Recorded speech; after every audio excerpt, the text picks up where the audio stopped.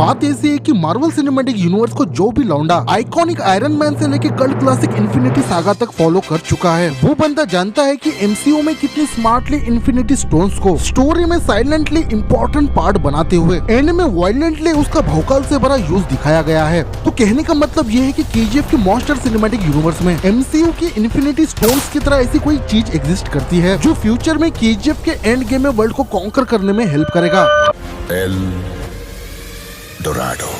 जब से सलार का वायलेंस से भरा डिटेल टीजर आउट हुआ है, तब से टीजर में दिखाई एलएमएक्स माइन, जिसकी 99% पॉसिबिलिटी है कि इस माइन को मूवी के अंदर एज ए लिथियम माइन दिखाया जाए। तो कभी दिमाग के घोड़े दौड़ाते हुए कभी इस चीज को सोचा है, सोने का अंडा देने वाली मुर्गी केजीएफ के गोल्ड माइन के होते हुए सलार में नए माइंस को चुपचाप से इंट्रोड्यूस किया गया है, एग्जैक्ट एमसीयू के इन्फिनिटी स्टोन्स की तरह। क्योंकि लॉजिकली देखा जाए तो प्रशांत नील ये बंदा केजीएफ के गोल्ड माइन को यूज करते हुए आराम से सलार मूवी को केजीएफ से इंटरकनेक्ट कर सकता था, बट बंदे ने ऐसा बिल्कुल नहीं किया। तो बीपी बढ़ा देने वाला क्वेश्चन ये है कि क्या केजीएफ के यूनिवर्स के अंदर भी एमसीयू की इन्फिनिटी स्टोन्स की तरह साइलेंटली इन्फिनिटी माइंस एग्जिस्ट करते हैं? क्योंकि लॉजिक लगाते हुए एक डिफरेंट पॉइंट ऑफ व्यू से देखा जाए, गोल्ड माइन, लिथियम माइंस और आने वाली मूवीज के अंदर जितने भी पावरफुल इलीगल माइंस को दिखाया जाएगा, वो एमसीयू की इन्फिनिटी स्टोन जैसा पावर इम्पैक्ट डालेगा केजीएफ के यूनिवर्स में। जस्ट इमेजिन जिस भी सुपर गैंगस्टर के हाथ में ये सारे इन्फिनिटी इलीगल माइंस होंगे, वो बंदा एग्जैक्ट रॉकी भाई के माँ को दिए गए प्रॉमिस को रियलिटी में कन्वर्ट करते हुए दुनिया जीतकर सबसे पावरफुल इंसान बन जाएगा।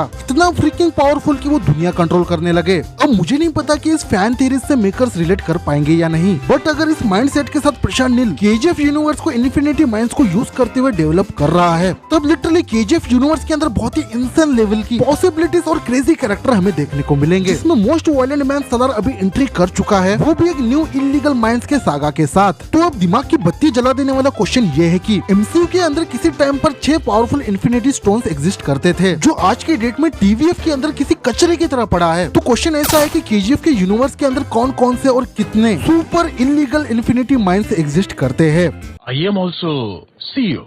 Which one? इंडिया।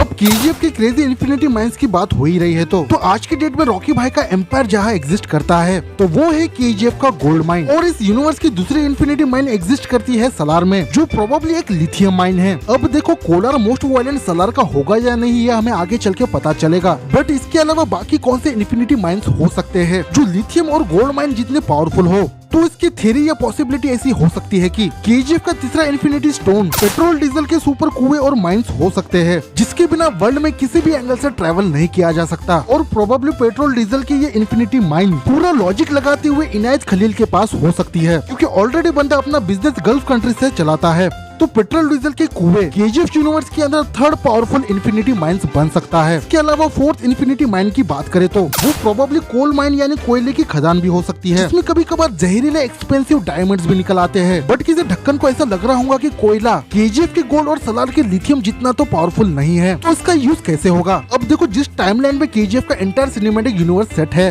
उस एरा में कोल माइन का यूज वर्ल्ड के रेलवे को चलाने से लेकर इलेक्ट्रिसिटी बनाने तक यूज किया जाता था। तो देखा जाए तो कोयले की खदान किसी हीरे से कम नहीं, और जिसके पास भी ये इलीगल कोल माइन होगी, वो इस इन्फिनिटी माइन का यूज करते हुए सीधे गवर्नमेंट तक घुस सकता है। इसके अलावा सैंडलवुड यानी चंदन की लकड़ियां भी वो इन्फिनिटी माइन बन सकती है। और नो डाउट जिसने भी अल्लू अर्जुन की पुष्पा देखी है, उसे इस गोल्डन लकड़ी की कीमत पता होगी।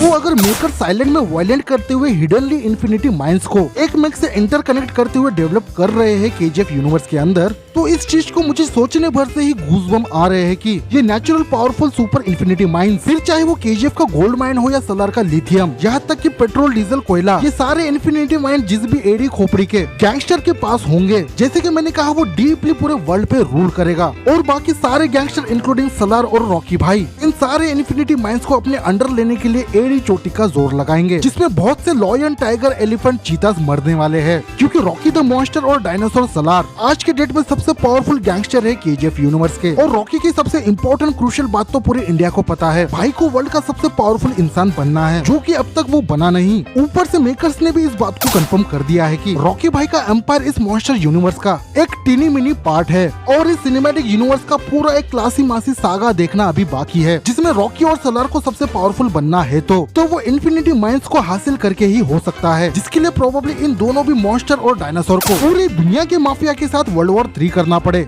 अब देखो ये इन्फिनिटी माइंस की fan theory actual KGF universe में रिलेट कर पाएगी या नहीं ये मुझे पता नहीं, बट अगर ऐसा होने के 1% की भी चांसेस है तो भाई साहब इससे बड़ा टेरर सिनेमैटिक यूनिवर्स पूरे वर्ल्ड में नहीं होगा। तो क्या तुम इस फैन थ्योरी से रिलेट कर पाते हो या नहीं? क्या सच में केजीएफ यूनिवर्स के अंदर इन्फिनिटी माइंस एग्जिस्ट करती है? इस पर तुम्हारे जो भी ओपिनियन है अपने फैन थ्योरीज के साथ कमेंट कर सकते हो। तब तक के लिए जीवीएफ का ये वीडियो तुम्हें दिल पे लगा हो तो लाइक शेयर और सब्सक्राइब करना, जाती बात करनी हो तो इंस्टाग्राम और ट्विटर पे आ जाना। तब तक मैं मिलता हूँ किसी नई कंटेंट के साथ। Take care, good bye.